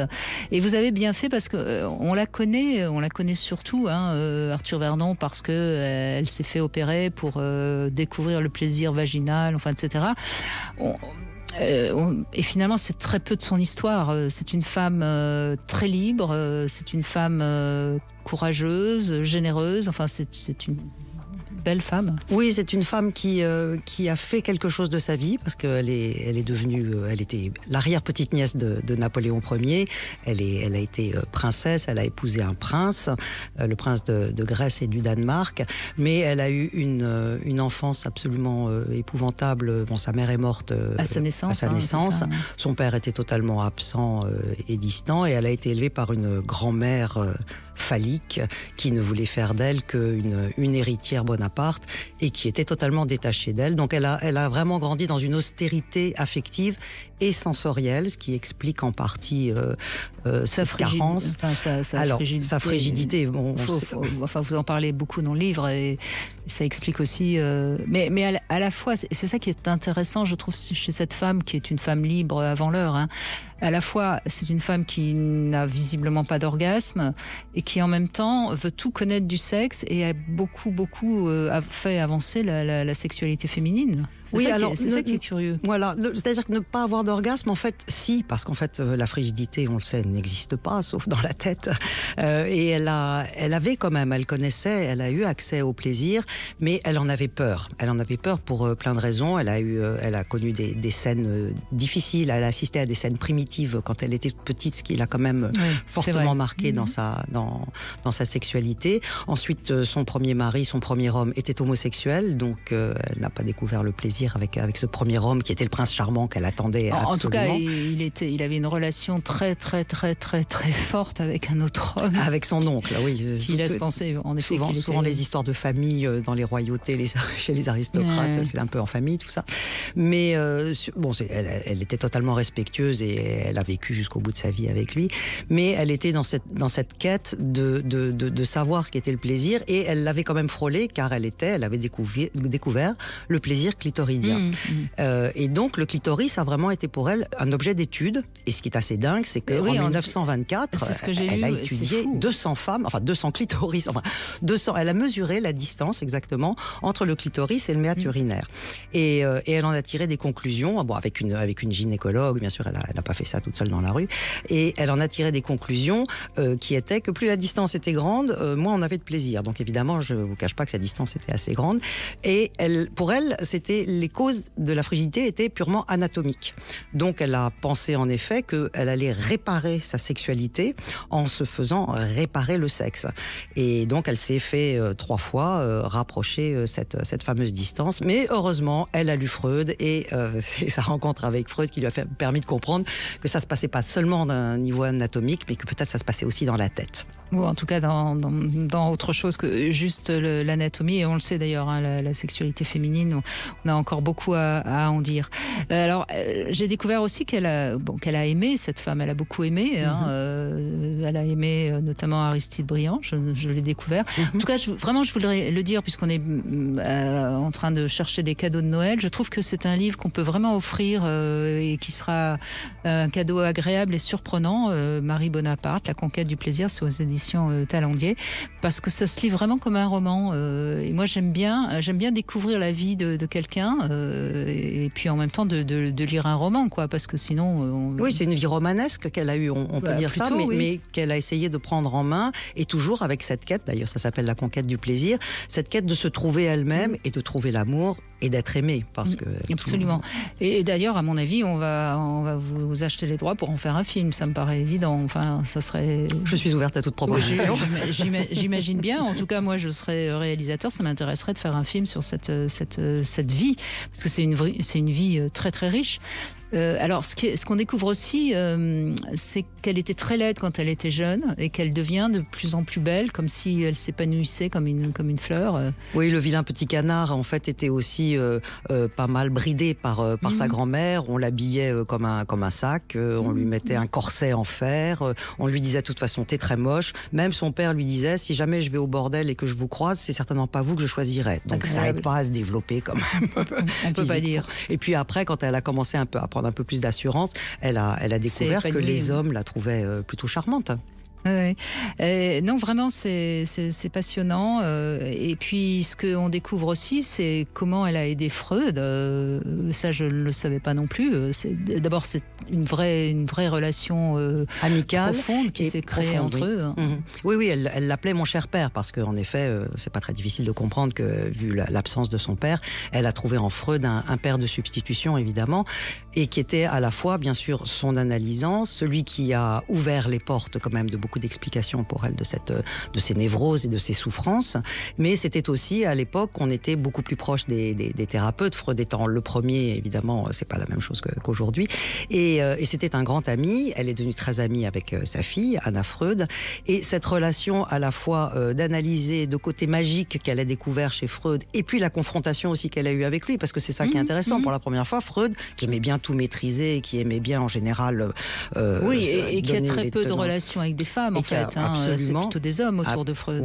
Oui, ou alors il avait des cas peut-être un peu qu'il n'avait pas réussi à explorer jusqu'au bout. Cette relation, elle en a fait quelque chose où elle est vraiment devenue amoureuse dans le sens filial du terme, et quand Freud a été mis en danger après l'Anschluss en 1938 et que le gouvernement nazi, à cause des nazis, oui. Voilà, elle a immédiatement mis tout son argent et tous ses réseaux et tous les diplomates qu'elle connaissait, étant princesse de Grèce et du Danemark, c'était assez facile, et elle a mis tout à disposition et toute son énergie pour sortir Freud et sa famille et lui permettre de s'exiler à Londres, où là il a fini ses jours un an plus tard.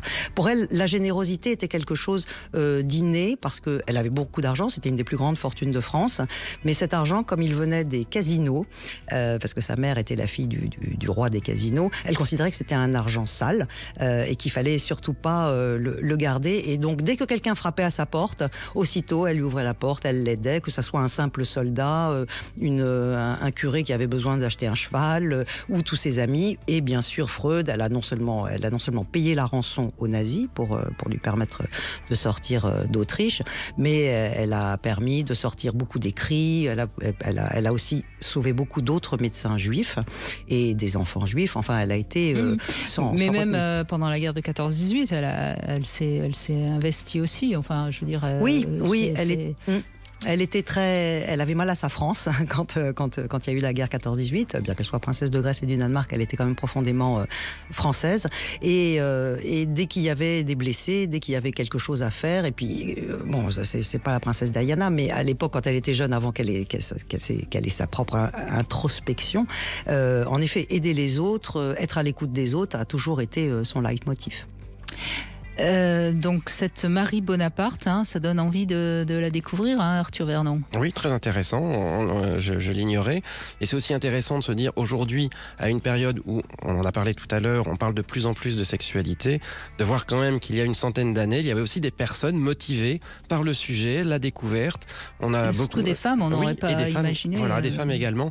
C'est vrai qu'il y a une centaine d'années, la médiatisation de ce type de recherche était beaucoup moins importante.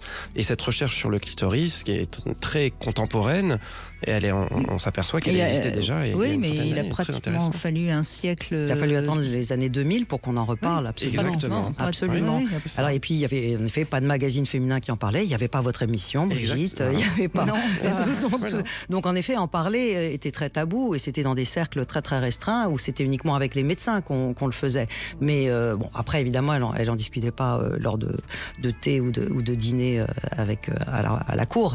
Mais elle n'hésitait pas à interroger les femmes et elle s'est aperçue que les femmes avaient envie d'en parler et avaient besoin d'échanger parce qu'elles ne savaient pas ce qu'elles étaient en train de vivre.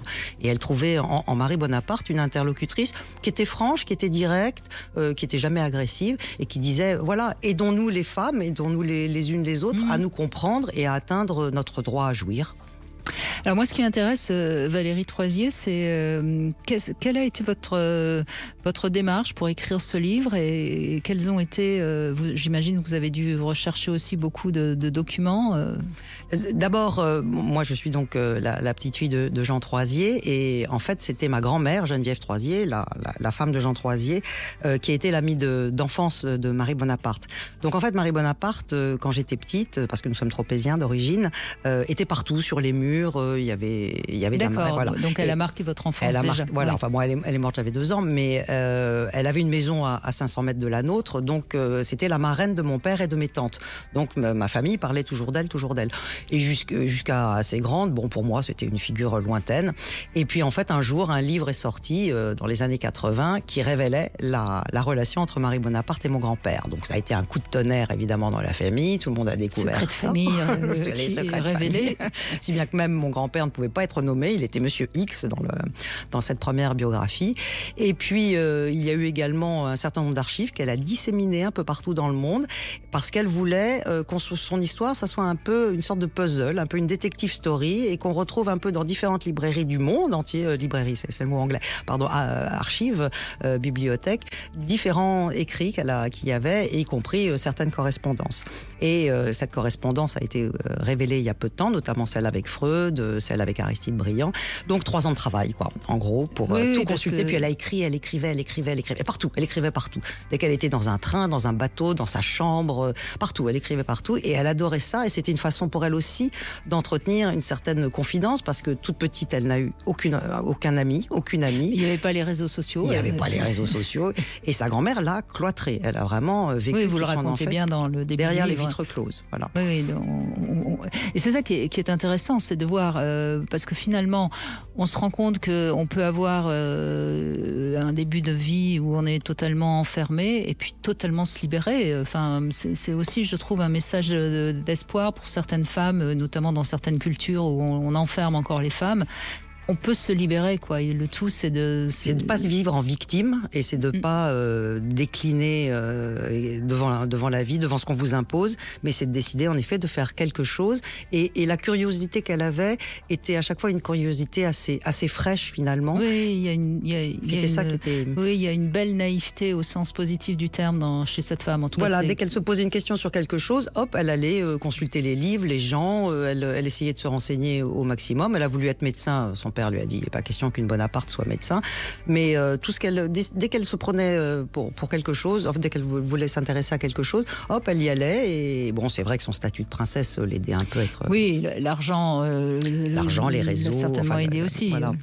Bon. Mais bon, quand elle a commencé à s'intéresser au clitoris, parce que elle n'arrivait à avoir son plaisir que avec cet organe-là, elle est allée. Ce qui est déjà quand même pas mal. Ce qui est déjà pas mal. Rassurons les femmes. Elle a pas découvert ce que nous savons maintenant aujourd'hui sur la configuration du clitoris et ça restait Mais 1924 quand même. Chapeau. En tout cas, c'est un joli livre qu'on peut lire comme un roman. Ça s'appelle Marie Bonaparte, la conquête du plaisir. C'est aux éditions Talendier. Merci beaucoup Valérie Troisier d'être venue nous raconter Marie Bonaparte. On fait une petite pause et on va conclure avec Arthur Vernon, bien sûr, qui est avec nous. 14h-16h, Brigitte Lahaie, Sud Radio. Arthur Vernon est avec nous. Nous avons beaucoup parlé de libertinage et on va conclure avec le libertinage. En fait, on aura surtout parlé de libertinage et pourquoi pas, ça permet peut-être à ceux qui seraient tentés de mieux comprendre. Bonjour Tristan. Bonjour Brigitte, bonjour Arthur. Bonjour Tristan. Enchanté Brigitte, du coup ça me fait plaisir de vous entendre déjà, je vous suis depuis pas mal de temps, même à l'époque. Et vous m'avez toujours pas rattrapé. C'est clair. Alors du coup, je voulais partager mon expérience avec vous parce que elle nous semble importante sur notre phase du libertinage aujourd'hui. Oui. Du coup, on a 33 ans et 32 ans pour ma femme. Déjà, c'est ma première. Je suis son premier. On s'est rencontrés à l'âge de 15 ans. Et du coup, donc il y a 6 ans de cela, on s'est lancé finalement dans le libertinage. On a sauté ce grand pas dans ce monde merveilleux. Et du coup, on a commencé tout doucement, au départ, via une inscription sur un réseau social. Alors, je ne sais pas si on peut le dire à l'antenne, mais... Si vous voulez, on parle vrai sur Sud Radio, vous savez. Un réseau wide pour voir comment ça se passait. Du coup, on est tombé sur finalement un grand Facebook libertin. Et puis petit à petit, on est rentré dans cette phase-là. Au début, on est passé sur une phase de mélangisme. Parce que aujourd'hui en fait on a un peu de recul parce qu'on a monté notre propre établissement où est-ce qu'on veut bien partager finalement le message que dans le libertinage il n'y a pas que de l'échangisme. Voilà, ça c'est une stigmatisation. Et du coup il y a plusieurs phases de libertinage et chacun a sa phase finalement. Bien sûr. Et du coup donc pour notre part on a fait 4 ans de mélangisme et puis donc ça fait 2 ans qu'on est passé sur la phase échangisme, mais c'est vraiment pas un besoin, c'est vraiment mettre du sel et du poivre sur un assaisonnement d'un bon plat gustatif finalement et du coup voilà. Donc aujourd'hui on en est où est-ce qu'on s'éclate avec des partenaires de jeu sur la phase du libertinage quoi. Voilà. Mais c'est pas tous les couples, Arthur Verdon, qui vont aller jusqu'à l'échangisme. Bien sûr. Et chacun fait ce qu'il veut, évidemment. Oui, en fonction des besoins, en fonction de ce qu'on a envie d'essayer. Et vraiment, d'y aller graduellement. Et dans tous les cas, le meilleur conseil qu'on puisse donner à des couples qui ont envie d'essayer. De ne pas directement basculer dans l'échangisme pur et dur. Non, c'est clair, mais c'est vrai qu'aujourd'hui, quand vous discutez avec donc des gens qui ne sont pas forcément libertins, ils vous disent de suite que c'est on va échanger sa femme, alors que pas du tout. En fait, c'est différentes phases de libertinage.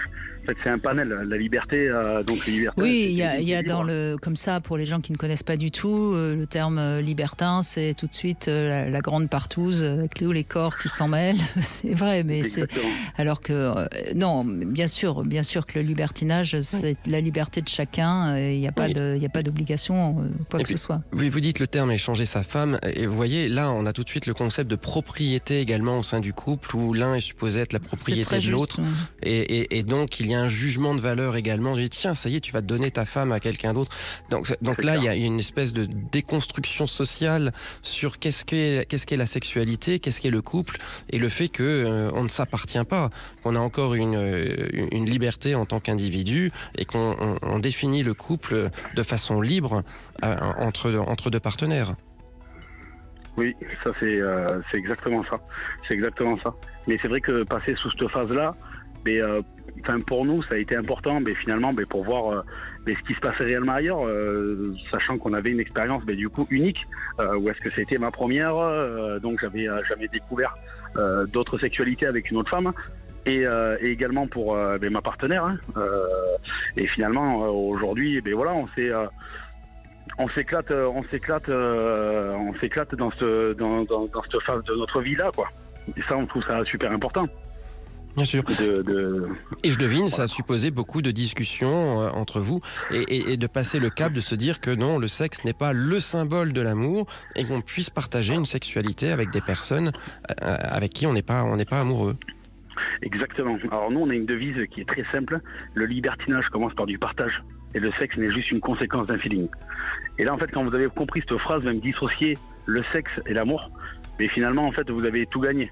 C'est vrai que c'est compliqué parce que ça fait pas partie de nos mœurs. Oui. Nous, on l'a vu quand on a monté du coup notre propre établissement. On a vu que ça a été ultra compliqué. Ça a été des démarches administratives drastiques. Ça a été des oppositions de certains élus, donc des différentes communes qu'on avait interrogées. Ça a été très très compliqué. Et finalement, aujourd'hui, en fait, il y a un truc qu'on trouve dommage, et ça c'est par rapport à notre temps. On sexualise la société via des réseaux, TikTok, Facebook.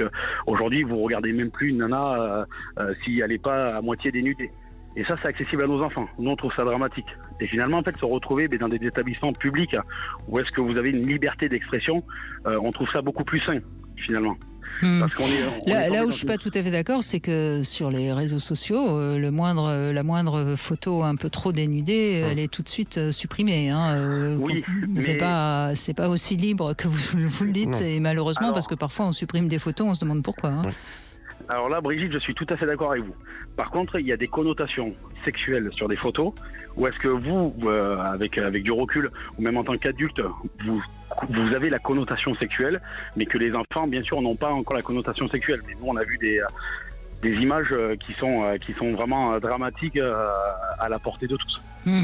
C'est vrai, mais on vit un monde qui est assez schizophrène, d'une certaine manière, hein, parce que. Mais dès l'instant que vous parlez du libertinage, finalement, en fait, ça vous verrouille, ça vous bloque beaucoup de portes, alors que c'est quelque chose. Déjà, il faut savoir que le libertinage, c'est quelque chose de consenti. C'est consenti par les deux partenaires. Via des règles, via c'est en tout cas normalement ce qui devait être. Oui, bon, en tout cas, merci Tristan. On est en fin d'émission et il est temps de conclure. Je vous laisse le mot de la fin, Arthur Vernon. Non, moi je reprends ce que vous avez indiqué, Brigitte, sur le caractère paradoxal de la sexualité. Et c'est vrai qu'il y a encore du progrès à faire pour qu'il y ait un épanouissement sexuel global dans la société. Mais je trouve que le polyamour, le libertinage vont plutôt dans la bonne voie, et on peut espérer que ça puisse progresser comme ça dans les mois et années qui viennent. Donc il y a une liberté à relationner. Arthur Vernon, vous pouvez le retrouver sur son site mysweetfantasy.com si vous avez envie éventuellement qu'il vous aide à réaliser votre fantasme. Vous pouvez également aller dans son bar à fantasmes, c'est le Sweet Paradise, 12 rue Marie Stuart dans le 2e. Merci beaucoup Arthur Vernon. On sera lundi avec Sandy Boulanger et nous évoquerons l'importance du toucher. Et tout de suite, vous retrouvez Alexandre Delevanne.